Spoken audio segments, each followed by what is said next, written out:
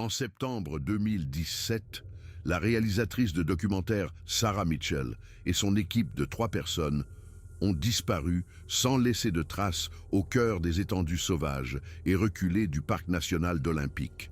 Pendant près de 6 ans, leur disparition est restée l'un des mystères non résolus les plus déconcertants du Nord-Ouest Pacifique, donnant lieu à d'innombrables théories, mais sans aucune réponse concrète. Puis, en février 2023, 2 randonneurs expérimentés sont tombés par hasard sur du matériel vidéo dissimulé dans la nature, qui allait révéler une vérité bien plus troublante que tout ce que l'on aurait pu imaginer.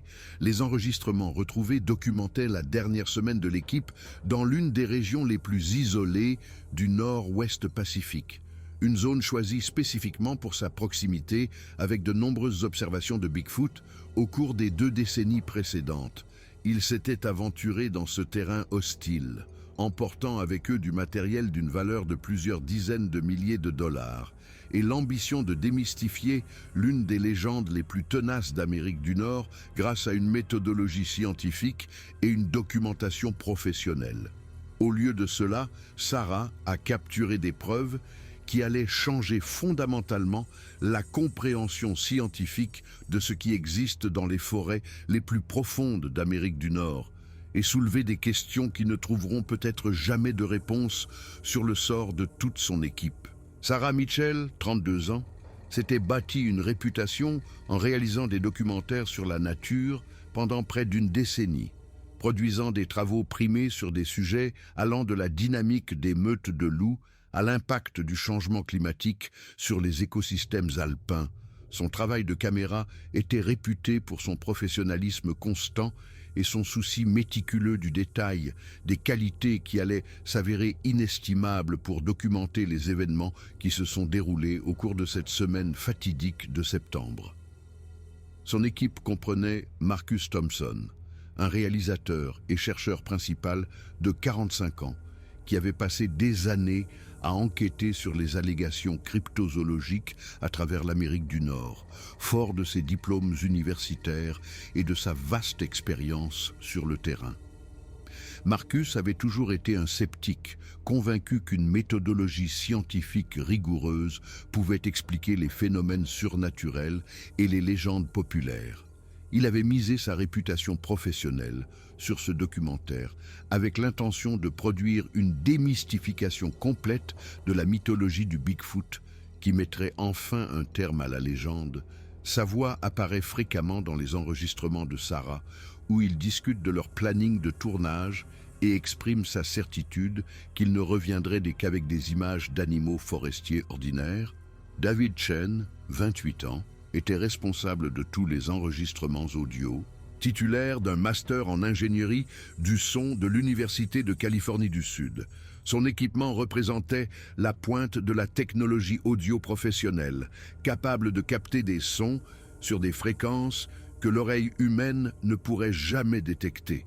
L'expertise de David allait s'avérer cruciale pour comprendre ce qui s'est réellement passé pendant ces 7 jours dans la nature. Les enregistrements retrouvés le montrent en train de positionner soigneusement des microphones directionnels tout autour de leur campement, expliquant son intention de capturer l'ambiance sonore authentique de la forêt. Rebecca Stone, la guide de l'équipe en milieu sauvage, était une ancienne garde forestière de 40 ans qui avait passé 15 ans à travailler dans le parc national d'Olympique avant de se reconvertir en guide privé. Elle connaissait l'arrière-pays mieux que quiconque, ayant parcouru des milliers de kilomètres sur des terrains que la plupart des gens ne verraient jamais. Elle avait accepté de diriger cette expédition avec une certaine réticence, comme le révèle un enregistrement de Sarah lors d'une conversation autour du feu de camp le premier soir. On peut entendre la voix de Rebecca exprimer son inquiétude quant à l'endroit qu'ils avaient choisi, mentionnant qu'elle s'était toujours sentie mal à l'aise dans cette vallée particulière, sans pouvoir expliquer exactement pourquoi. La région avait la réputation parmi les gardes du parc d'être le théâtre d'incidents inhabituels et de pannes de matériel qui ne pouvaient être facilement expliqués.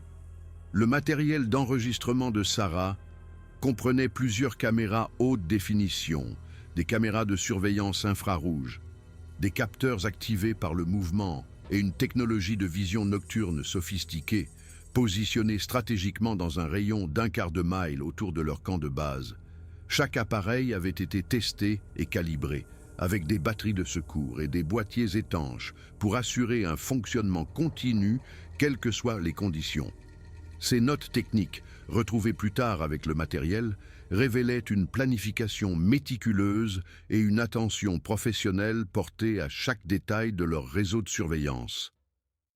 Les 2 premiers jours se sont déroulés sans incident majeur, bien que les images de Sarah aient de capter une impression subtile que quelque chose n'allait pas dans la forêt qui les entourait. La forêt ancienne, où d'immenses épinettes de Sitka et des pruches de l'ouest s'élevaient vers le ciel, créait une canopée si dense que la lumière du soleil peinait à atteindre le sol. Même à midi, Rebecca devenait de plus en plus tendue au fil des heures, ses yeux scrutant constamment la lisière des arbres pendant la journée, son instinct lui indiquant clairement que quelque chose clochait.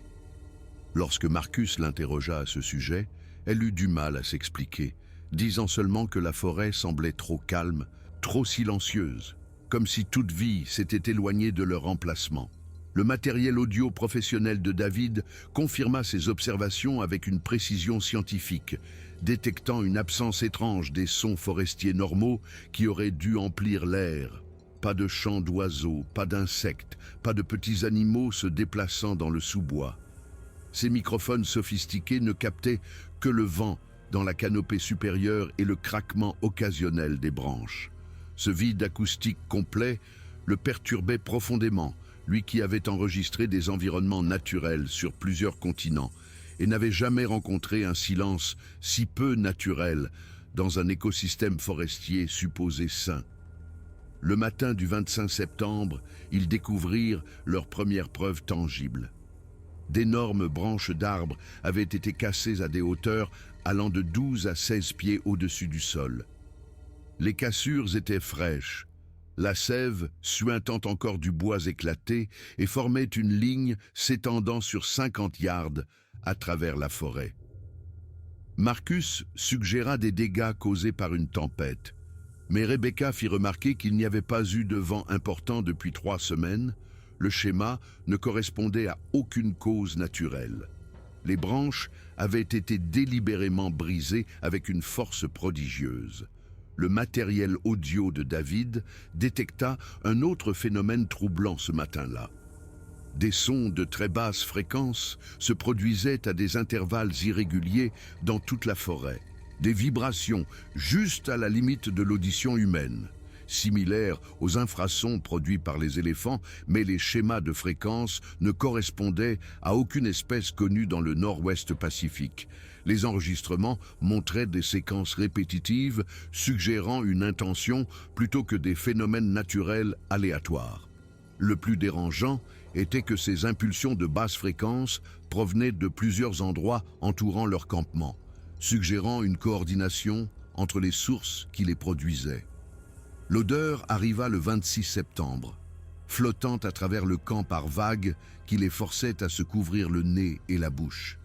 Une puissante odeur musquée qui se matérialisait de nulle part, puis se dissipait tout aussi mystérieusement.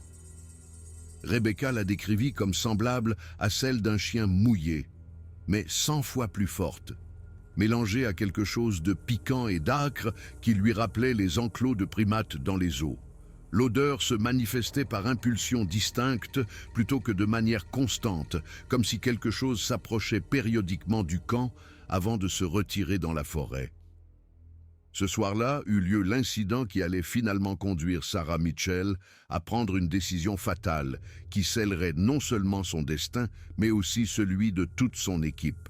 L'une de ses caméras de surveillance, positionnée à environ 3/4 de mille au nord-ouest de leur camp de base, s'était déclenchée plusieurs fois au cours de l'après-midi et, en début de soirée, la mémoire interne de la caméra pouvait stocker environ 12 heures d'images avant de devoir être récupérée et transférée sur son ordinateur portable pour visionnage. Sarah devint de plus en plus anxieuse à l'idée de vérifier les images à la tombée de la nuit. convaincus qu'ils auraient enfin pu capturer quelque chose d'important. Sa volonté professionnelle de documenter l'inconnu, la qualité même qui avait fait d'elle une réalisatrice si accomplie, jouait maintenant contre sa prudence. Rebecca lui déconseilla vivement de s'aventurer dans la forêt après la tombée de la nuit, ses années d'expérience en milieu sauvage la rendant méfiante face aux nombreux dangers d'un terrain inconnu la nuit.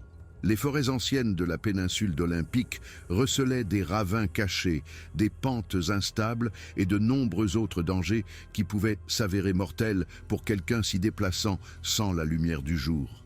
Elle insista sur le fait que ce qui se trouvait sur cette caméra serait toujours là le lendemain matin, où il pourrait la récupérer en toute sécurité. Mais l'impatience et l'ambition professionnelle de Sarah prirent le dessus sur sa prudence. Elle soutint que s'ils avaient capturé quelque chose d'extraordinaire, ils devaient sécuriser les images immédiatement avant qu'une panne de matériel ou les intempéries ne puissent les compromettre. Marcus appuya sa décision, son propre désir de confirmer ou d'infirmer les observations, l'emportant sur sa prudence scientifique habituelle. David resta neutre, concentré sur la vérification de son équipement audio.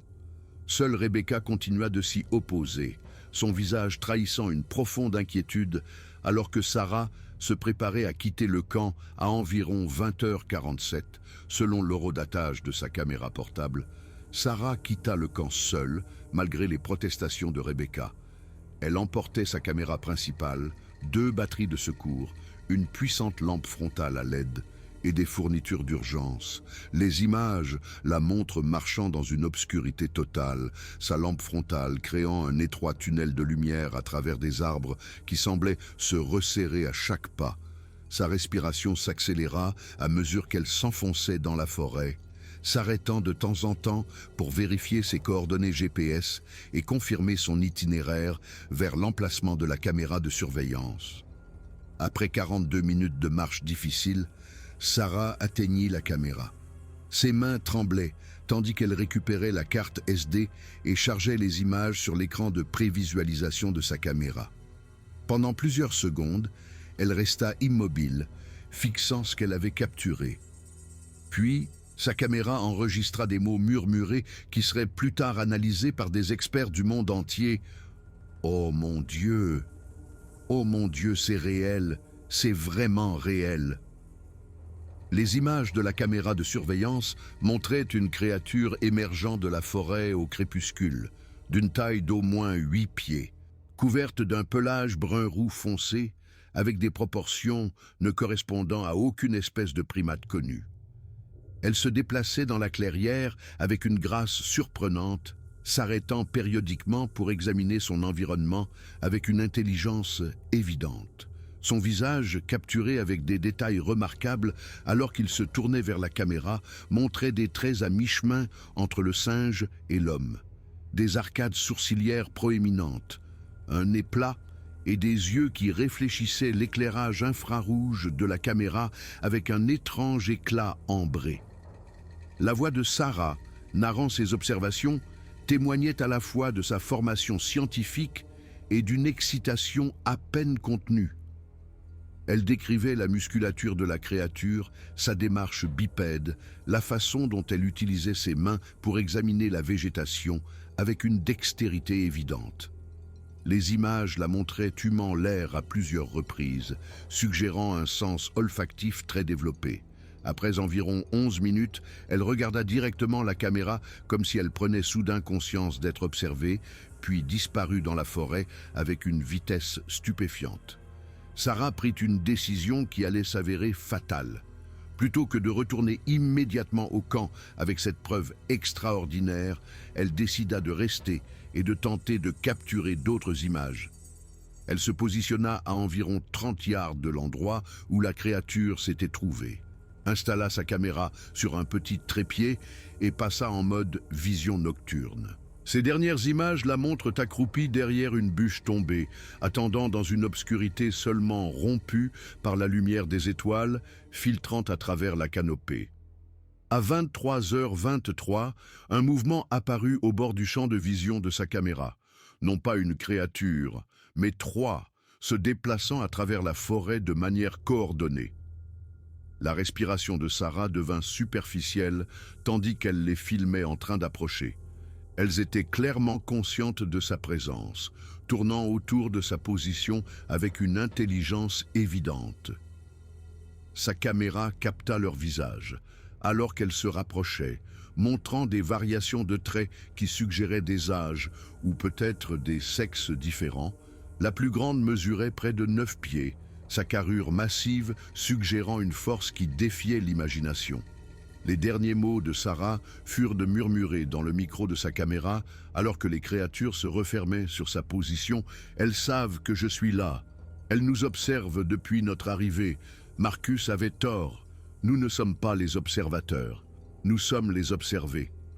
Si quelqu'un trouve ces images, s'il vous plaît, dites à ma mère que je suis désolé mais que ça en valait la peine. Ça change tout. » La vidéo s'est terminée brusquement à 23h34. Pas de cris, pas de bruit de lutte. Juste le noir soudain et le silence. Lorsque l'équipe ne revint pas de son expédition d'une semaine comme prévu, les opérations de recherche et de sauvetage commencèrent immédiatement avec toutes les ressources du National Park Service. Des hélicoptères équipés d'imagerie thermique balayèrent la forêt depuis les airs, leurs capteurs sophistiqués cherchant toute signature thermique qui pourrait indiquer une présence humaine. Des équipes au sol ratissèrent le terrain systématiquement, des pisteurs expérimentés suivant toutes les routes possibles que l'équipe aurait pu emprunter. Les chiens de recherche suivirent des pistes jusqu'à des impasses, selon des schémas qui frustrèrent leurs maîtres. Malgré des semaines d'efforts intensifs, couvrant des centaines de miles carrés avec la technologie de recherche la plus avancée disponible, les sauveteurs ne trouvèrent aucune trace des 4 personnes disparues ni de leur équipement. C'était comme s'ils avaient tout simplement cessé d'exister, complètement disparus de la surface de la Terre, sans laisser la moindre preuve physique de leur présence ou de leur sort. Les enregistrements restèrent cachés pendant près de 6 ans jusqu'en février 2023, lorsque des randonneurs découvrirent le matériel de caméra de Sarah dissimulé dans une petite formation rocheuse à environ 2 miles de l'endroit où son équipe avait établi son camp de base. Le matériel avait été soigneusement placé à l'intérieur de la grotte, protégé des éléments d'une manière qui suggérait une préservation délibérée plutôt qu'une perte ou un abandon aléatoire. Les caméras étaient enveloppées dans un matériau imperméable, positionnées pour éviter les dégâts dus à l'humidité et placées à des endroits dans la grotte qui les mettraient à l'abri des animaux ou des intempéries. Les gardes forestiers qui examinèrent le site notèrent des détails inhabituels sur l'emplacement de la grotte et la position de l'équipement, ce qui souleva des questions troublantes sur la façon dont il était arrivé là et sur qui ou quoi l'avait placé avec un soin si évident. Lorsque les autorités visionnèrent les enregistrements de Sarah, l'impact fut immédiat et profond dans de multiples disciplines scientifiques. La qualité de la vidéo était exceptionnelle, enregistrée sur du matériel de qualité professionnelle avec un excellent éclairage et une mise au point parfaite, éliminant ainsi bon nombre des objections courantes soulevées à propos des images de cryptozoologie amateur. De multiples experts de divers domaines analysèrent les images de manière exhaustive, à la recherche de la moindre preuve de falsification, de manipulation numérique ou d'identification erronée d'animaux connus. Des biologistes de la faune examinèrent les schémas de mouvement et l'anatomie des créatures. Des primatologues étudièrent leur comportement et leurs interactions sociales. Des spécialistes en analyse forensique vidéo scrutèrent chaque image à la recherche de signes d'imagerie de synthèse ou d'effets spéciaux. Les cryptozoologues comparèrent les images à des décennies de rapports d'observation et de preuves présumées accumulées. Le consensus s'est dégagé lentement, mais il est devenu unanime et choquant. Les images semblaient authentiques, montrant des créatures qui présentaient des caractéristiques à la fois simiennes et humaines, mais ne correspondaient à aucune espèce connue actuellement reconnue par la science.